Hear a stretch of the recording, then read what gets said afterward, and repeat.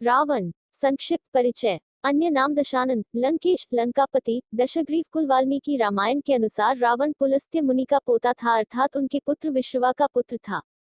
पिता विश्रवा, माता कैकसी। विवाह मंदोदरी। संतान मेघनाद। विद्या पारंगत। धनुर्विद्या। निवास लंका। मृत्यु। रामायण के अंत में श्रीराम के द्वारा वध। अन्य जानकारी। संगीत के क्षेत्र में भी रावण की विद्वता अपने समय में अद्वितीय मानी जाती है। वीणा बजाने में रावण सिद्धहस्त था। उसने एक वाद्य बनाया भी था, जिसे जो आज के बेला या वायलिन का ही मूल और प्रारंभिक रूप है, जिसे अब रावण हत्था कहा जाता है। रावण अंग्रेजी रामायण का एक विशेष पात्र है। रावण लंका का राजा था। वह अपने 10 सिरों के कारण भी जाना जाता था, साधारण से 10 गुना अधिक मस्तिष्क शक्ति, जिसके कारण उसका नाम दशानन, 10 आनंद, मुख भी था। किसी भी कृति के लिए अच्छे पात्रों के साथ ही साथ बुरे पात्रों का होना अति आवश्यक है, किंतु रावण में अवगुण की अपेक्षा गुण अधिक थे। जीतने वाला हमेशा अपने को उत्तम लिखता है, अतः रावण को बुरा कहा गया है। रावण को चारों वेदों का ज्ञाता कहा गया है। संगीत के क्षेत्र में भी रावण की विद्वता अपने समय में अद्वितीय मानी जाती है। वीणा बजाने में रावण सिद्धहस्त था।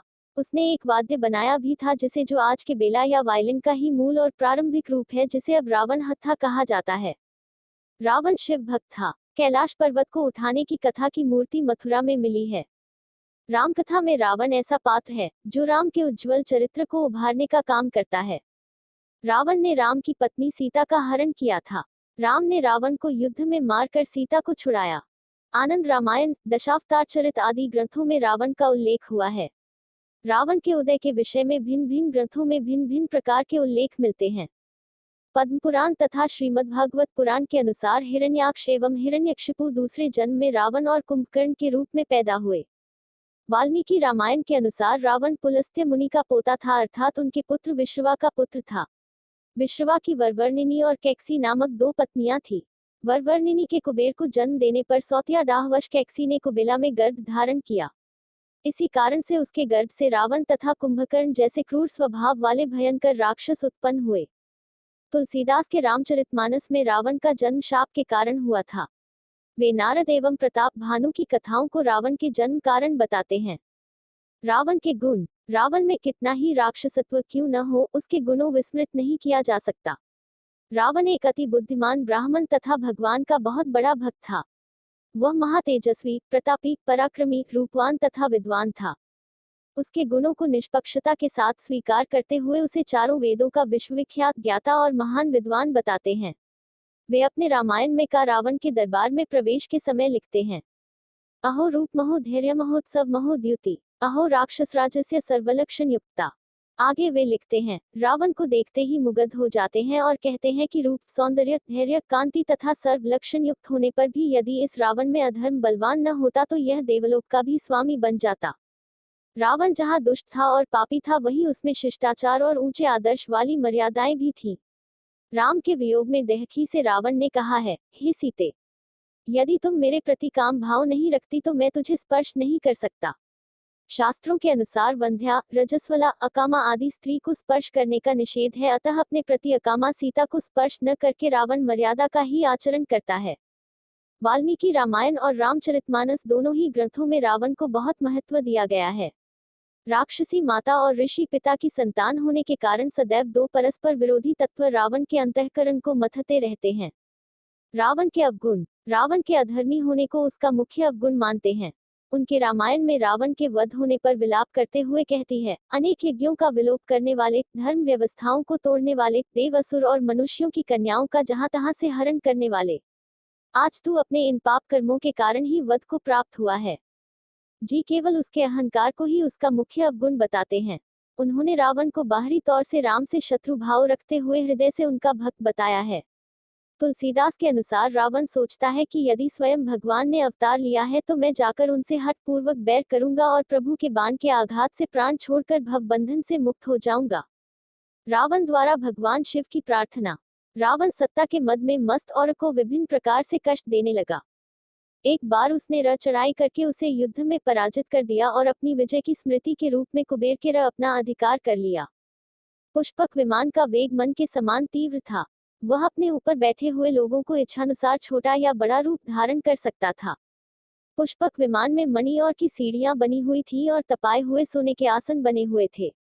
उस विमान पर बैठकर जब वह शरवण नाम से प्रसिद्ध सरकंडों के विशाल वन से होकर जा रहा था तो भगवान के पार्षद उसे रोकते हुए कहा कि दशग्रीव, इस वन में स्थित पर्वत पर भगवान शंकर क्रीड़ा करते हैं, इसलिए यहाँ सभी सुर, असुर, यक्ष आदि का आना निषिद्ध कर दिया गया है। नंदीश्वर के वचनों से क्रोधित होकर रावण विमान से उतरकर भगवान शंकर की ओर चला। रावण को रोकने के लिए उससे थोड़ी दूर पर हाथ में शूल लिए नंदी दूसरे शिव की भांति खड़े हो गए। उनका मुख वानर जैसा था। उसे देखकर रावण ठहाके मारकर हंस पड़ा। इससे कुपित हो नंदी बोले कि दशानन, तुमने मेरे वानर रूप की अवहेलना की है, इसलिए तुम्हारे कुल का नाश करने के लिए मेरे ही समान पराक्रमी रूप और तेज से संपन्न वानर उत्पन्न होंगे। रावण ने इस ओर तनिक भी ध्यान नहीं दिया और बोला कि जिस पर्वत ने मेरे विमान की यात्रा में बाधा डाली है, आज मैं उसी को उखाड़ फेंकूंगा। यह कहकर उसने पर्वत के निचले भाग में हाथ डालकर उसे उठाने का प्रयत्न किया। जब पर्वत हिलने लगा तो भगवान शंकर ने उस पर्वत को अपने पैर के अंगूठे से दबा दिया। इससे रावण का हाथ बुरी तरह से दब गया और वह पीड़ा से चिल्लाने लगा। जब रावण किसी प्रकार से हाथ न निकाल सका तो रोते रोते की स्तुति और क्षमा प्रार्थना करने लगा। उस दिन से दशग्रीव दशानन का नाम रावण रख दिया।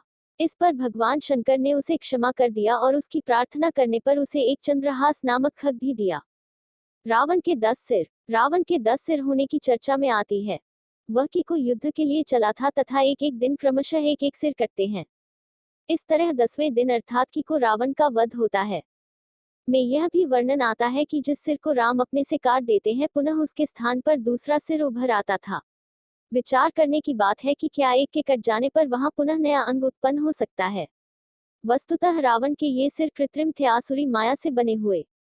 का चांदी के बिंदुओं से युक्त स्वर्ण मृग बन जाना, रावण का के समक्ष का कटा हुआ सिर रखना आदि से सिद्ध होता है कि राक्षस मायावी थे। वे अनेक प्रकार के इंद्रजाल, जादू जानते थे। तो रावण के 10 सिर और 20 हाथों को भी कृत्रिम माना जा सकता है। ब्रह्मा से वरदान। रावण ने अपने इष्ट देव से वरदान प्राप्त किया था। कथा के अनुसार तपस्या के बल पर को देवताओं का कोषाध्यक्ष होने का गौरव प्राप्त हुआ। यह जानकर रावण की महत्वाकांक्षा जागृत हो गई। इसके बाद उसने तपस्या करने की ठान ली। रावण के साथ और भी ब्रह्मा की तपस्या करने के लिए तैयार हो गए। तीनों ने अपनी कठोर तपस्या से ब्रह्मा को प्रसन्न कर लिया। ब्रह्मा ने रावण से वरदान मांगने को कहा। इसके बाद रावण ने अपने लिए सदैव अजर अमर होने का वरदान मांगा। इससे ब्रह्मा जी असमंजस में डूब गए। कारण यह था कि मृत्युलोक में जिसका जन्म हुआ है उसका मरण सुनिश्चित है। इसके बाद उसने ब्रह्मा से यह वरदान मांगा कि वह केवल मनुष्य के हाथों से मारा जाए, जंगली जीव से उसकी मृत्यु न हो पाए। ब्रह्मा ने तथास्तु कहकर रावण को वरदान दे दिया। इसके बाद कुंभकर्ण ने 6 माह की नींद मांगी। विभीषण ने प्रभु की मांगी।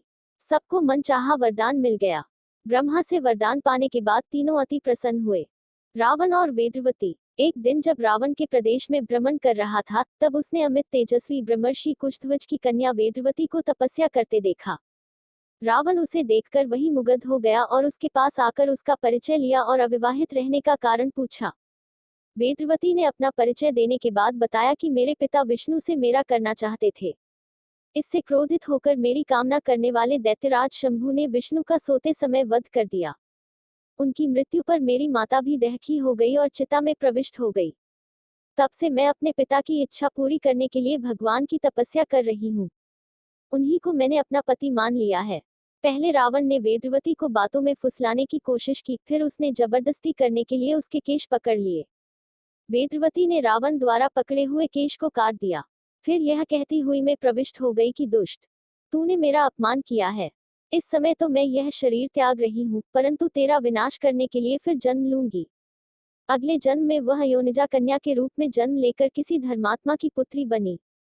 वह कन्या के रूप में उत्पन्न हुई। उस सुंदर कांति वाली कमल कन्या को एक दिन रावण अपने महलों में ले आया। उसे देखकर ज्योतिषियों ने कहा कि राजन, यदि यह कमल कन्या आपके घर में रही तो आपके और आपके कुल के विनाश का कारण बनेगी। यह सुनकर रावण ने उसे समुद्र में फेंक दिया। वहां से वह भूमि को प्राप्त होकर राजा के यज्ञ मंडप के मध्यवर्ती भूभाग में जा पहुंची। वहां राजा द्वारा हल से जोती जाने वाली भूमि से वह कन्या फिर प्राप्त हुई। वही वेदवती के रूप में राम की पत्नी बनी और अंत में सीता ही रावण के कुल के विनाश का कारण बनी।